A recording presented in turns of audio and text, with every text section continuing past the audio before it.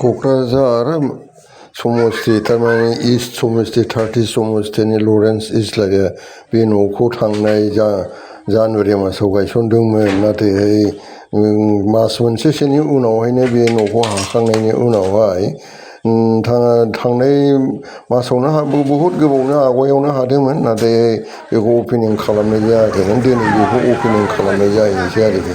गावनि एमएलए सारा सफैबाय। दा बयबो माने बे न'खौ जोंनि बालाजान थिनालि बाजार एरियायावहाय बे न'खौ गायसननो थाखाय हाबाफारि लादों आरोखि।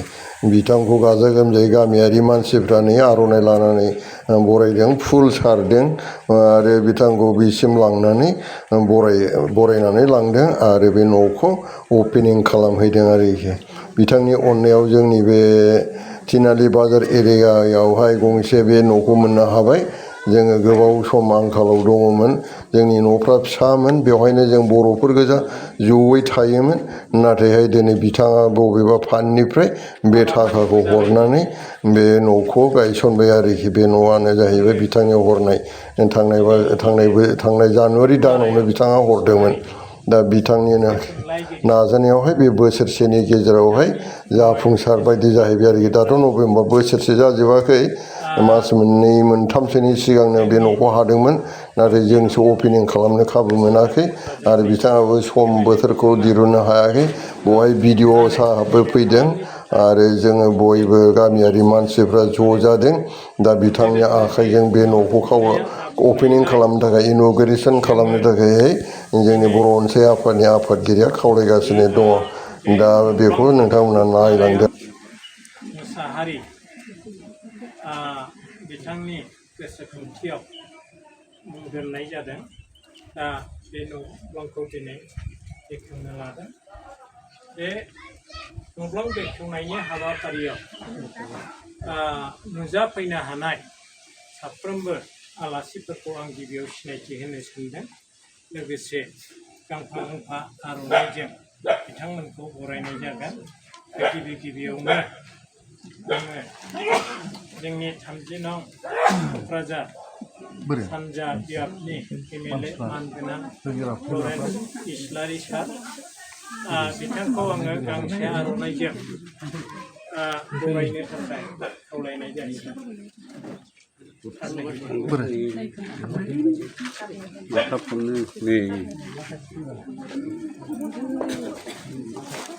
खुलिखाना हरबा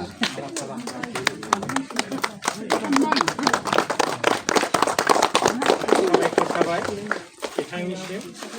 दानिया रुंसारि रुपनारायण मुसाहारिनि आगोमा फिसाला आगस्तिन मुसाहारि, बिथांखौबो आङो गांसे आर'नाइजों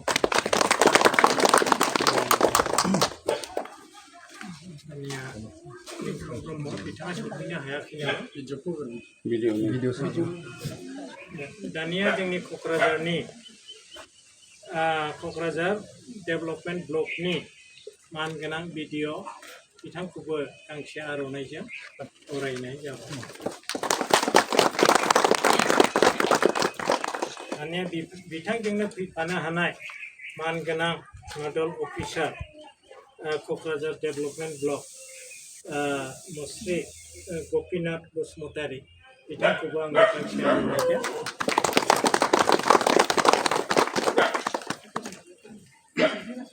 दानिया जोंनि बे हाबाफारियावनो नुजाथिनो हानाय सासे मेलेमजिबि समाज सिबियारि मुस्रि मोदै हाज'वारि, बिथांखौबो आङो गांसे आर'नाइजों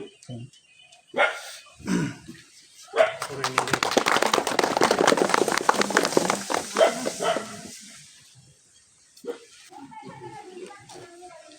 बेफोर बावनाय जादोंमोन। बिथांमोनहा निस्सय सफैथ'वाखै, सैखोमसार आरो ब्रह्म। दानिया जोंनि थिनालि सारियालिनिनो मानगोनां बिसिडिसिनि चेयारमेन मुस्रि चन्दन इस्लारि,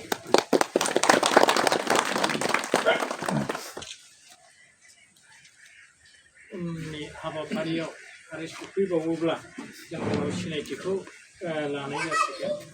दानिया हाबाफारिखौ जागायनो ओंखारबाय। गिबियावनो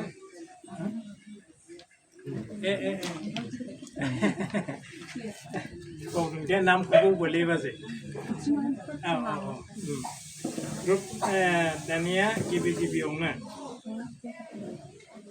आङो सासे थालांदोंमोन बिथाङानो जाहैबाय थुनलाइगिरि रुपनारायण मुसाहारिनिनो बिहामजो प्रतिमा मुसाहारि बिथांखौबो गांसे आर'नाइजों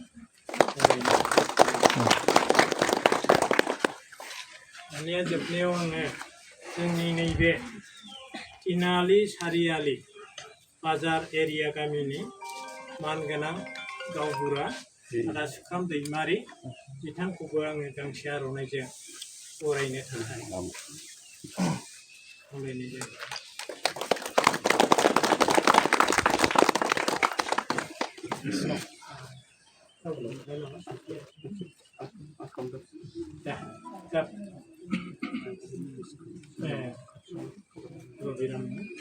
आच्छा सासे दंबावो सफैबावनो हादों जोंनि बालाजान तिनालि UPPLनि primary कमिटिनि president Shri Rabiram Hajowary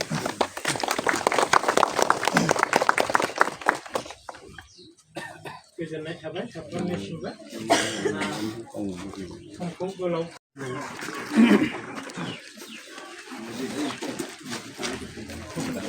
Lawrence Distillery, long live! Long live! Long live! Lawrence Distillery, Jindabad! Jindabad! Jindabad! Jindabad! Jindabad! Jindabad! Lawrence Distillery, Jindabad! Jindabad! Jindabad! Lawrence Distillery, Jiu Lao Thang! Jiu Lao Thang! Jiu Lao Thang!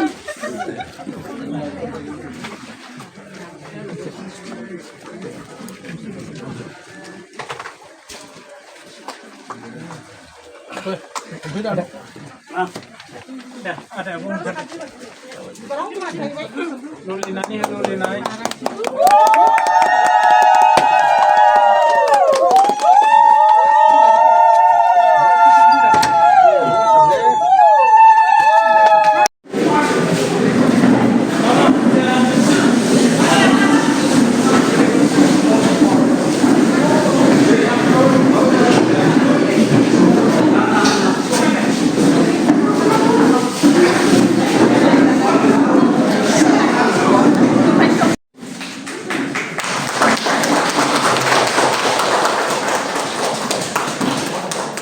बयबो नुबायना बिथाङानोमोन रुपनारायण मुसाहारि सासे थुनलाइगिरि जाय बयनिसिमबो सावरायबाय कमिटिनि मानगोनां chairman Shri Rabiram Mushahary